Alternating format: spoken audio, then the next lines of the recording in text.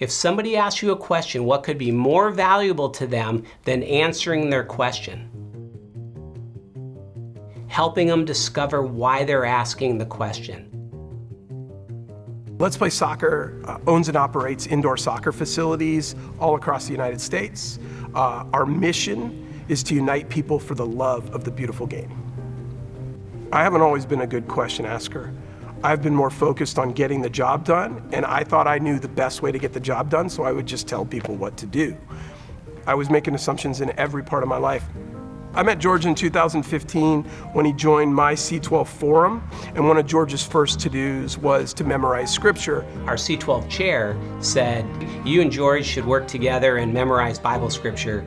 And over time it evolved. We started talking more about business and our challenges in the business. So in our organization, one of the practices that we adhere to is we seek feedback in all areas. During one of those reviews, a lot of feedback came back that I don't listen very well and I don't ask a lot of questions with any level of sincerity. I'm listening to respond, not to understand. In talking with George about my 360 review, what I was asking him was, do you think your training could help me with this 360 review feedback? He said, George, I need some help. I need to be better at asking questions and I need to be a better listener. Can you help me? And the answer was yes. I understood his material, and what I realized about his material was it's positioned as sales is what he's doing, but it's not actually sales, it's relationships. One of the key principles that I wanted to express to Gary and the team is how to communicate better, how to build more trust, how to ask better questions, how to listen, eliminate assumptions. They became a sales company that helped people who love to play soccer experience the beautiful game. How do you know which question to ask? It all starts with not making assumptions. Good questions are great, but our intent and our heart matter. Our intent has to be selfless. We have to care. We have to ask a question with the intent of, I want to know you better. And we can't have an outcome in mind.